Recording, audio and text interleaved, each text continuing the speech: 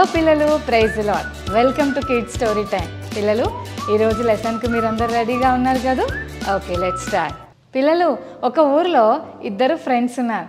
వారిలో ఒక బాబు పేరు నిక్కీ, ఇంకొక అతని పేరు విక్కీ. నిక్కీ విక్కీ చాలా క్లోజ్ ఫ్రెండ్స్ పిల్లలు. కలిసి ఆడుకుంటారు, చక్కగా కలిసి స్కూల్కి వెళ్తారు. స్కూల్ నుంచి ఇంటికి రాగానే హోంవర్క్స్ కూడా కలిసి చేసుకుంటారు. ఎంత ప్రేమగా ఉంటారు పిల్లలు. అయితే నిక్కీకి విక్కీకి స్పోర్ట్స్ అంటే చాలా ఇష్టం. మరి స్కూల్లో ఒకరోజు కాంపిటీషన్ పెడుతున్నామని చెప్పినప్పుడు అందులో పార్టిసిపేట్ చేయడానికి నిక్కీ అండ్ విక్కీ వీళ్ళిద్దరు పేర్లు ఇచ్చారు పిల్లలు. అయితే స్కూల్లో ఆ డే కొరకు చాలా కష్టపడుతూ వీళ్ళిద్దరూ ప్రాక్టీస్ చేస్తూ ఉన్నారు పిల్లలు. వాళ్ళ ఇంటి దగ్గర ఉన్న ప్లే గ్రౌండ్లో చక్కగా పరిగెత్తుతూ ఇద్దరు కలిసి మన ఇద్దరం గెలవాలిరా ఈ కాంపిటీషన్లో అని చాలా ఫాస్ట్గా రన్ చేస్తూ ఆ కాంపిటీషన్ కొరకు వీళ్ళు ప్రిపేర్ అవుతున్నారు. కానీ ఒకరోజు సాడ్ థింగ్ ఏంటో తెలుసా పిల్లలు? ఇంటికి రిటర్న్ వస్తుంటే యాక్సిడెంట్ అయింది పిల్లలు. వీళ్ళిద్దరికి దెబ్బలు తగిలాయి, చాలా పెద్ద దెబ్బలే తగిలాయి. పాపం ఇద్దరు నడవలేక కుంటుకుంటూ ఏడ్చుకుంటూ ఇంటికి వెళ్ళారు పిల్లలు. వాళ్ళ మమ్మీ డాడీ అయ్యో ఏమైంది నాన్న, దెబ్బలు తగిలాయి అని చూసి వాళ్ళని గబగబా హాస్పిటల్కి తీసుకెళ్లారు పిల్లలు. హాస్పిటల్ తీసుకెళ్తే డాక్టర్స్ అన్నారు వీళ్ళిద్దరికి కాళ్ళు విరిగింది, వీళ్ళిద్దరికి సిమెంట్ పట్టి వేసి కొన్ని రోజులు రెస్ట్ ఇవ్వాలి, అప్పుడే కానీ వీళ్ళ కాళ్ళు వర్క్ చేయవని చెప్పారు పిల్లలు. పాపం విక్కీ నిక్కీ అయ్యో మనం కాంపిటీషన్లో గెలవట్లేదా, మనం ఓడిపోతామా అని చెప్పి చాలా బాధతో వీళ్ళు అలాగే ఉన్నారు పిల్లలు. అయితే అందులో నిక్కీకి తన లైఫ్లో జరిగిన ఇన్సిడెంట్ని బట్టి చాలా బాధపడుతూ నేను ఇంక కాంపిటీషన్లో పార్టిసిపేట్ చేయలేనా, నాకు రన్నింగ్ రేస్ అంటే చాలా ఇష్టం, కానీ నా కాళ్ళు కుంటుకాలు అయిపోయింది, ఇప్పుడు నేను పరిగెత్తలేను, స్పీడ్గా ఉరకలేను, నా లైఫ్ ఇంతే, ఇంక నేను ఏమీ ట్రై చేయలేను, ఇక నా జీవితం అంతా ఒక కర్ర సహాయంతోనే నడవాలి అని చాలా బాధపడుతూ ఇక తాను ఎక్సర్సైజులు చేయకుండా ఇక ఏ ప్రయత్నం చేయకుండా అలా ఆగిపోయాడు నిక్కీ.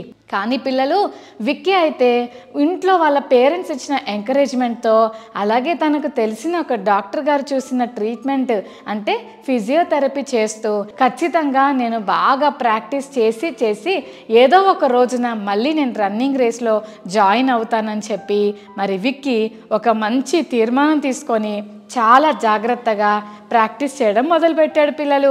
అక్కడున్న తెలిసిన ఆంటీ ఫిజియోథెరపీ ట్రీట్మెంట్ ఇస్తూ ప్రతిరోజు విక్కీ ఇలా ఎక్సర్సైజ్ చేయి, అలా ఎక్సర్సైజ్ చేయి అని చెప్తా ఉంటే మరి విక్కీ కష్టమైన నొప్పైనా ఇబ్బంది అయినా ఎక్కడ కూడా నిరుత్సాహపడకుండా అలాగే కర్ర పట్టుకొని నడుస్తూ మెల్లమెల్లగా నడుస్తూ ప్రాక్టీస్ చేస్తూ కష్టమైన ఇబ్బంది అయినా ముందుకు వెళ్తా ఉన్నాడు పిల్లలు.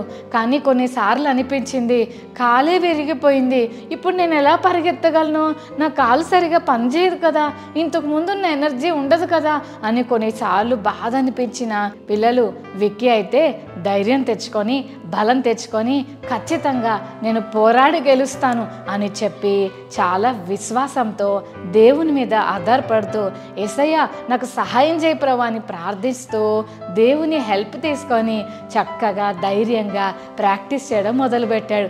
మెల్లమెల్లగా కర్ర సహాయంతో నడుస్తూ ముందుకు వెళ్తున్న విక్కీ ఇప్పుడు కర్ర లేకుండానే నడవడం స్టార్ట్ చేశాడు. వావ్, అతను ఎంత చక్కగా కష్టపడుతున్నాడు కదా. తన కాలు విరిగిపోయినా నడవటమే కాదు మెల్లమెల్లగా జాగింగ్ చేయడం స్టార్ట్ చేశాడు. ఆ తర్వాత మెల్లమెల్లగా రన్ చేయడం ప్రారంభించాడు. అలా విక్కీ తిరిగి మళ్ళీ రన్నింగ్ రేస్ కాంపిటీషన్లో జాయిన్ అయ్యి గొప్ప విజయాన్ని సాధించాడు. ఇద్దరికి ఒకేలాగా గాయమైంది, కానీ నిక్కీ ఏమో బాధపడుతూ ఒక్క ప్రయత్నం కూడా చేయకుండా అలాగే ఉండిపోయాడు, కుంటివాడిగానే మిగిలిపోయాడు. కానీ విక్కీ నొప్పి వచ్చినా బాధ అనిపించినా ఎలాగైనా సరే నేను మళ్ళీ పరుగు పందెంలో పరుగులెత్తాలని గొప్ప అంబిషన్తో విక్కీ మొత్తానికి రన్నింగ్ రేస్లో పార్టిసిపేట్ చేయడం మాత్రమే కాదు గొప్ప మెడల్ సంపాదించాడు. చెల్లి తమ్ముడు, ఈ లెసన్ ద్వారా మనం ఏం నేర్చుకుంటున్నామంటే సమస్యలు మనకు వచ్చినప్పుడు మనం భయపడి వెనక్కి పారిపోతే మనం గొప్ప విజయాన్ని పొందుకోలేము. ఖచ్చితంగా కష్టం అనిపించినా ఇబ్బంది అనిపించినా మనం ముందుకు అందుకే వెళ్తే గొప్ప విజయాన్ని మనం సొంతం చేసుకోవచ్చు. ఓకేనా? బైబిల్ గ్రంథంలో కూడా ఒక ఆంటీ ఉంది. ఆ ఆంటీ పేరు నయోమి. ఆంటీ బెత్లెహేము అనే ఒక ఊరిలో ఉండేది. ఆంటీ వాళ్ళ హస్బెండ్ పేరు ఎలీమెలకు. ఆంటీకి 2 సన్స్ ఉన్నారు. వారిలో ఒకరి పేరు మహలోను, ఇంకొక అన్న పేరు కిల్యోను. అయితే పిల్లలు, బెత్లెహేం అనే ఊరిలో పెద్ద కరువు వచ్చింది. ప్రజలకు తినటానికి ఫుడ్ లేదు.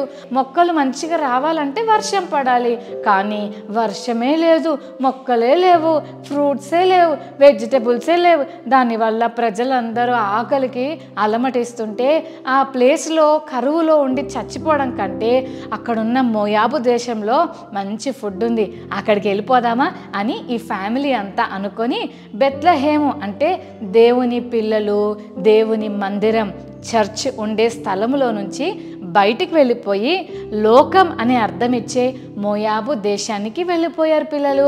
అక్కడ చర్చ్ లేదు, అక్కడ పాస్టర్స్ ఉండరు, అక్కడ బిలీవర్స్ ఉండరు, దేవుణ్ణి నమ్ముకున్న వాళ్ళు ఎవరు ఉండరు. అక్కడ అన్ని బ్యాడ్ ఫ్రెండ్షిప్, బ్యాడ్ హ్యాబిట్స్, దేవుడు కాని వాటిని ఆరాధించడం, అన్ని దేవునికి ఇష్టం లేని పనులు ఆ దేశంలో బాగా జరుగుతాయి పిల్లలు.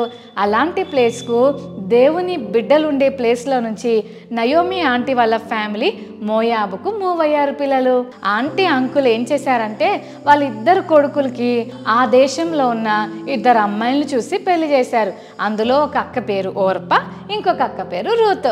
వీళ్ళిద్దరూ మహలోన్ అన్నకు కిల్యోన్ అన్నకు వైఫ్స్ అనమాట. అయితే కొన్ని రోజులు అయ్యాక ఎలీమెలెకు అంకుల్కి రోగం వచ్చి సిక్ అయిపోయి చచ్చిపోయాడు పిల్లలు.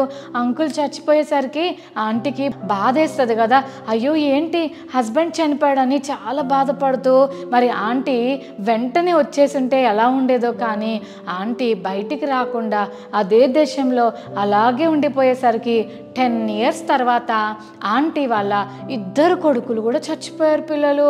అయ్యో, ఇప్పుడు ఆంటీకి ఎవరు లేరు, హస్బెండ్ లేడు, 2 సన్స్ లేరు, ఆంటీ ఒక్కతే, 2 కోడళ్ళు అంటే రూత్ అక్క, ఓర్పక్క, వాళ్ళు ఇద్దరే ఉండిపోయారు పిల్లలు. అప్పుడు నయోమి ఆంటీ ఏమని ఆలోచించిందో తెలుసా?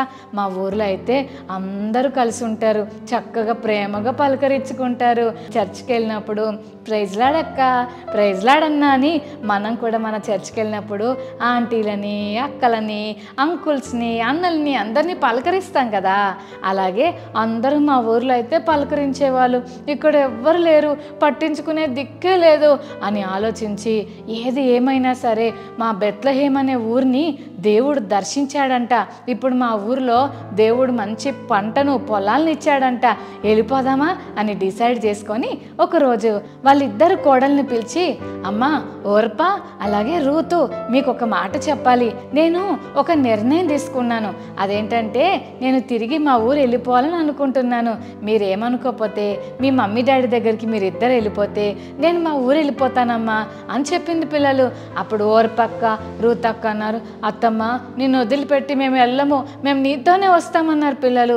కానీ నయోమి అంటుంది, వద్దమ్మా నాతో రాకండి, ఎందుకంటే నా దగ్గర ఏమీ లేదు, ఇప్పుడు భర్త లేడు, పిల్లలు లేరు, ఊర్లో నాకు ఇంకేం లేదు, ఏదో నేను ఒక్కదాన్నైనా కనీసం మా ఊర్లోనన్నా చచ్చిపోవడానికి నేను వెళ్తున్నానమ్మా, మీరు రాకండి అమ్మా, ప్లీజ్ అమ్మా, మీరు ఇక్కడే ఉండండి అమ్మా అని చెప్తుంటే అప్పుడు ఈ విషయం ఓర్పక్క ఆలోచించి, ఓకే అత్తమ్మ, నేను వదిలిపెట్టి వెళ్ళడం నాకు ఇష్టం లేదు, కానీ నేను వెళ్ళిపోతున్నానే అని ఒక ముద్దు పెట్టి ఓర్పక్క వెళ్ళిపోయింది.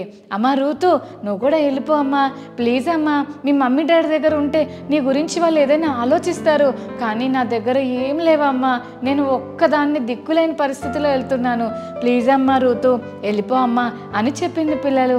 ఈ విషయము రూతక్క అస్సలు ఒప్పుకోలేదు. అత్తమ్మ, నేను నిన్ను అస్సలు వదిలిపెట్టాను, కష్టమైన నష్టమైన ఇబ్బంది అయినా సరే నువ్వు ఒక్కదానివే ఉన్నావు, ఖచ్చితంగా నేను నీకు తోడుంటాను, నీకు సహాయం చేస్తాను, నీ వల్ల నాకు ఏ లాభం లేకపోయినా పర్వాలేదు, నేను నిన్ను ప్రేమిస్తున్నాను అత్తమ్మ, నీతో మేము కలిసి ఉన్నప్పుడు నువ్వు నమ్ముకున్న దేవుడు నాకు చాలా నచ్చాడు, నేను ఆ దేవుడిని నమ్ముకొని నీతో పాటు ఆ దేశానికి వస్తాను అత్తమ్మ, నాకు నీ దేవుడు కావాలి, నువ్వెక్కడుంటావో నేను అక్కడుంటాను, నువ్వెక్కడ చచ్చిపోతావో వెళ్తావో నేను కూడా అక్కడ చచ్చిపోతాను, నన్ను మాత్రం వెళ్ళమని అనొద్దే అని చెప్పి రూతక్క నయోమాంటిని అస్సలు వదిలిపెట్టలేదు పిల్లలు.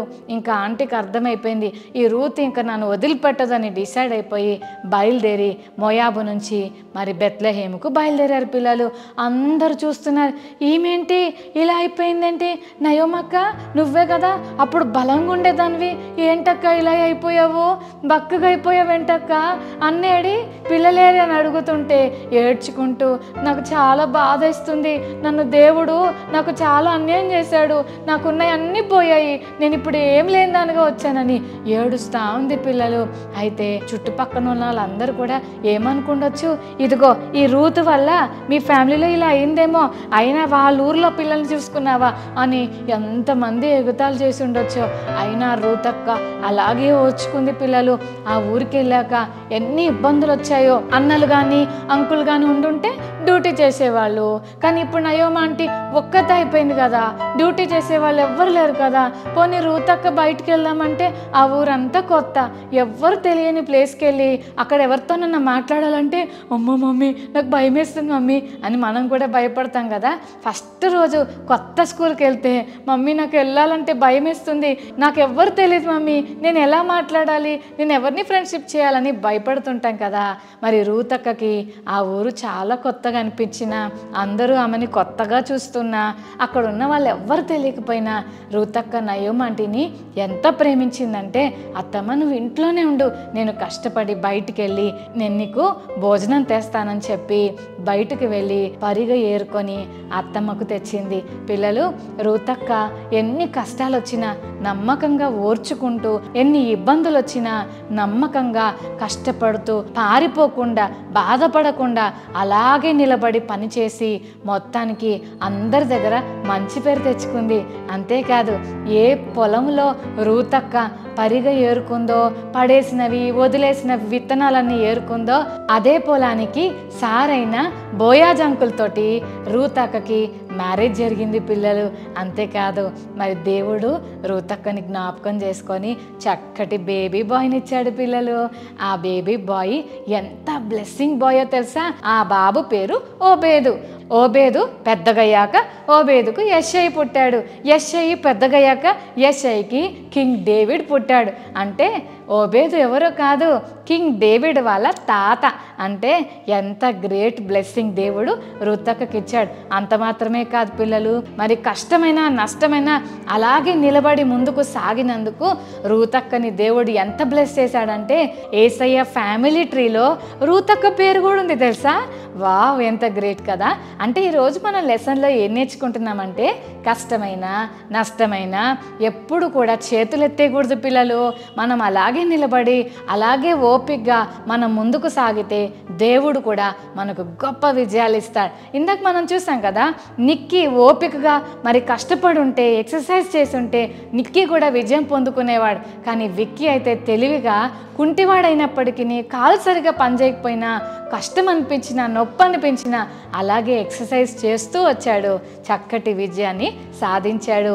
ఆ పరుగు పందెంలో గొప్ప విజయాన్ని పొందుకున్నాడు. పిల్లలు అంతేకాదు, కష్టమవుతుందేమో అని భయం వేసి ఓరపక్కైతే పారిపోయింది. కానీ ఆ కష్టం వచ్చినా ఇబ్బంది వచ్చినా ఎన్ని ప్రాబ్లమ్స్ అయినా నేనేమి భయపడను, నేను ఇలాగే ముందుకు వెళ్ళిపోతాను అనుకున్న రూతక్క లైఫ్ని దేవుడు ఎంత బ్లెస్సింగ్గా చేశాడు. చెల్లి తమ్ముడు, స్కూల్లో అయిన సబ్జెక్ట్స్ కష్టం అనిపిస్తుందా, ఎవరు ఫ్రెండ్స్ నీకు లేరని బాధ అనిపిస్తుందా, లేకపోతే నువ్వు ఏదైనా చేస్తుంటే అది ఫెయిల్ అయిపోతుందా, అందరూ నిన్ను తెలివి తక్కువ వాడమని చేతగాంతానివని తిడుతున్నారా, ఏ విషయంలో బాధపడాల్సిన అవసరం లేదు. నీకు కష్టం అనిపించినా నేను వెళ్ళిపోతాను, నాకు ఇది వద్దు అని నువ్వు చేతులు ఎత్తేయొద్దు. అక్కడే నిలబడి ఓపికగా కష్టపడు. ముఖ్యంగా ప్రేయర్ చేసుకో. ఏసయ్య నాకు కష్టం అనిపిస్తుంది, నేను ఇంకా నిలబడలేకపోతున్నా, నాకు సహాయం చేయని ఏసయ్యని అడుగు. తప్పకుండా దేవుడు గొప్ప శక్తిని నీకు ఇస్తాడు. అప్పుడు నువ్వు ధైర్యంగా ముందుకు కొనసాగచ్చు. ఓకేనా చిల్డ్రన్? పారిపోకుండా అక్కడే నిలబడి కొంచెం ఓపిక తెచ్చుకొని ముందుకు వెళ్తే గొప్ప విజయాలు మన ముందు ఉంటాయని ఈరోజు లెసన్ ద్వారా మనం నేర్చుకున్నాం. చెల్లి తమ్ముడు, ఇంకెందుకు ఆలస్యం, అలాంటి ఓపిక దేవుడు మనకి ఇవ్వాలని చిన్న ప్రార్థన చేసుకుందామా? రైట్, కళ్ళు మూసుకోండి, చిన్న ప్రార్థన చేసుకుందాం. ప్రేమగల తండ్రి మీకు వందనాలు. ఈరోజు మాతో నిక్కీ అండ్ విక్కీ గురించి మాట్లాడారు. కష్టం వచ్చిందని నిక్కీ ముందుకు వెళ్ళలేకపోయాడు, కానీ విక్కీ కష్టమైన ప్రాక్టీస్ చేసి ధైర్యంతో ముందుకు కొనసాగి విజయం పొందుకున్నాడు. అంతేకాదు ప్రభువా, కష్టం వస్తుందేమో అని భయపడి ఓరపక్క పారిపోయింది, కానీ అదే కష్టంలో ఇబ్బంది అయినా నష్టమైన కష్టమైన ముందుకు కొనసాగిన రూతక్క జీవితాన్ని ఎంతగా బ్లెస్ చేశావో ప్రభువా. ఈ కిడ్ స్టోరీ టైం చూస్తున్న ప్రతి చెల్లి తమ్ముడు జీవితాల్లో కూడా కష్టమైన ప్రతి పనిలో పారిపోకుండా అక్కడే నిలబడి కొంచెం ఓపిక తెచ్చుకొని ధైర్యంగా ముందుకు సాగి గొప్ప విజయాలు పొందుకునే కృప ఈ కిడ్ స్టోరీ టైం వింటున్న ప్రతి చెల్లి తమ్ముడికి మీరు అనుగ్రహించి మేము తెచ్చుకోమని, ప్రత్యేకంగా అందరినీ దీవించమని యేసునామమున అడుగుతున్నాను తండ్రి, ఆమేన్. ఓకే చిల్డ్రన్, మరి ఈరోజు మెమరీ వర్స్ నేర్చుకుందామా? 2 Chronicles 15:7. కాగా మీరు బలహీనులు కాక ధైర్యము వహించుడి, మీ కార్యము సఫలమగును. మరోసారి నేర్చుకుందామా? 2వ దినవృత్తాంతములు 15:7. 2 Chronicles 15:7. కాగా మీరు బలహీనులు కాక ధైర్యము వహించుడి, మీ కార్యము సఫలమగును. 2వ దినవృత్తాంతములు 15:7. Okay children, God bless you, bye.